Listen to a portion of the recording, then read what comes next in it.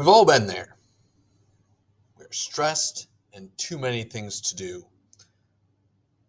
Maybe AI can help. So Chat GPT and other AIs that are coming out, they can do very, very helpful things for us, such as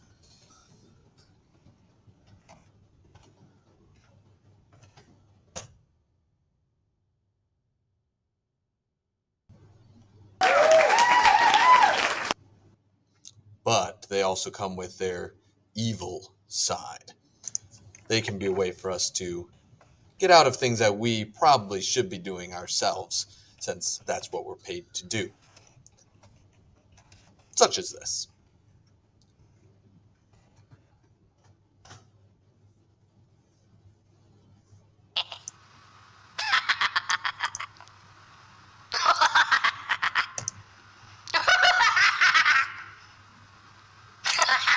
Of course, we also know that the same thing that is a problem for us, but also a good thing for us, is on the same side for the students.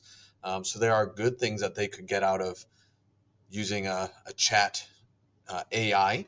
They could get feedback on an essay. I think that could be very useful. They can use it to quick find sources. They can have it collect sources for them for a paper.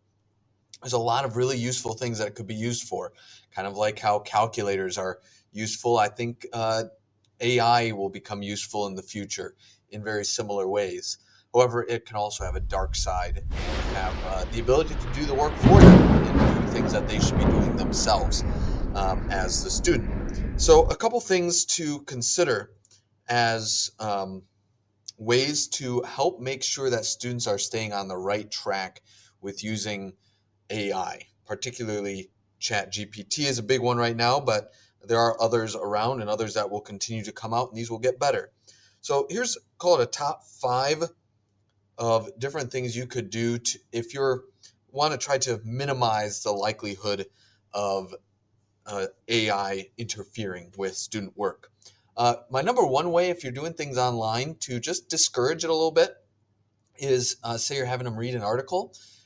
Instead of posting the website, you're giving them a website to read, give them a PDF of what you want them to read. It's a lot harder for them to copy things off a PDF than it is to copy and paste from a website. A website they can copy, paste right into Chat GPT or other such things and have them say summarize or whatever, and just give them that, give the AI the copied and pasted text. If it's PDF, that really makes that harder. Now they could still find the website and all that, but it's harder. If you're wondering, I don't know how to make a PDF of it, well, you can always go and when you hit print, there's an option to save as PDF. So that's one way you can do it, or print it and scan it to yourself and then give them the PDF of it. So that's a great way to help discourage it if you're still doing online stuff. It's not going to be perfect, but it will slow it down and make it so it's not quite as easy for them. Another way, obviously, that will get around it is do handwork. So instead of having them read it online, give them a paper copy. Now, that isn't always feasible, and sometimes we want to do stuff online. I'm definitely like online stuff, but I've done a few things, read it, and then handwrite a summary. Handwork is always going to get around this here. One big thing I read about that I think is a brilliant way, so this is number 3, 1, PDF copies, 2, handwork. Third is to quiz students on their own work. This one I think is fairly brilliant. So if you're having them write a summary, do a little pop quiz the next day on what were some of the things from their article that they summarized. Give a couple of the main points. If they just put it into a chat AI, they're not going to know what to write. So that's a great little quick check if you're suspicious that that is becoming a thing in your classroom. Number 4, get familiar with the tools yourself. So knowing how to use it, what it can do, and what the results look like and feel like can help you spot it when you're reading something and start going, this just doesn't quite sound right. As well as you might, again, see some things that you would find useful yourself. Since ChatGPT has come out, I've used it several times to get example sentences, example problems, things like that could be very useful. and helpful. And then number five, if you're thinking that this is something you do things online. So again, if everything's hand done, this won't be quite as much of a problem, but make a policy. So this might be on your syllabus next year. I'm not going to go redo my syllabus, but my syllabus next year will have a policy about AI, kind of like I do for online translators in Spanish. I'll probably have something for AI about what the consequences will be. So that way, if it comes up, you're not breaking new ground. They know what is allowed and what is not allowed when it comes to using AI to do their work. I think similar to how we had to, when calculators came out, specify, yes, calculators can be used or not be used. What would be allowable with AI? Are you allowed to use it to find sources for an essay? What is allowed, what isn't allowed? Probably would be a worthwhile thing, as well as would tell the students that this thing exists. And number 6, yes, I know it said a top 5, but getting a bonus 6th, because I think this one's worth mentioning. Something that I do for my Spanish classes, I've done now for several years, because essentially the whole AI problem is a problem or similar problem to what online or languages have dealt with online translators for years. If you provide them with a key, might think that you're just giving them the answers, which you are, but there are other disciplines that have done it for a long time too. Math textbooks, for example, have often had answers in the back of textbooks to give students instant feedback, knowing if they're doing it right or wrong.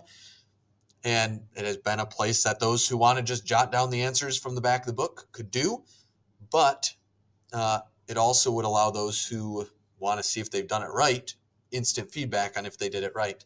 And with the evolution of AI, they can get the answers anyways.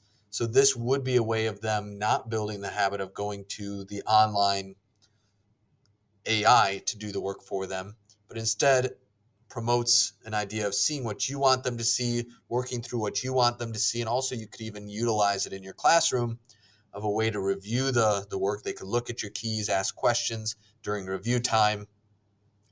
I have seen for myself a huge drop in the use of online translators to do work like project work, since they've not built the habit of going and doing Google Translate to do large chunks of text for them. I found it worked very, very well in my Spanish classes, and essentially kind of comes alongside and doesn't fix the problem, but looks at the problem at a different angle.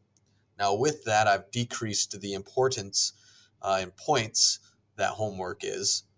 It does, in some ways, solve the problem. So something to think about.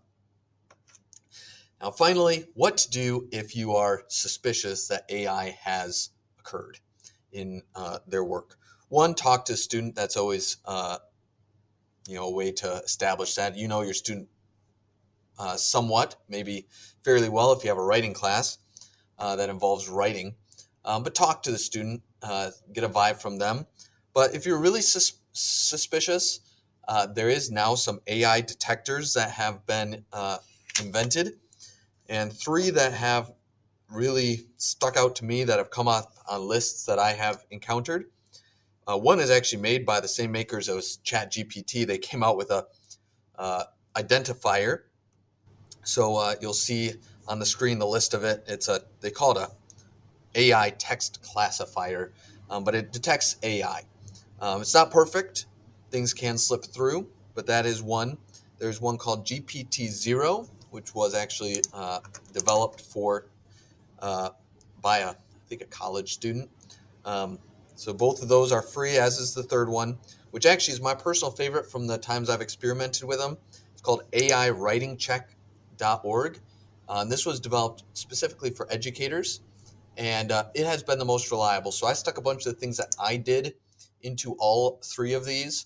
The first 2, they kind of were a lot of the AI stuff. They said this is possibly AI. They never usually will nail down that this is AI for sure. But AIWritingCheck.org was by far the most reliable.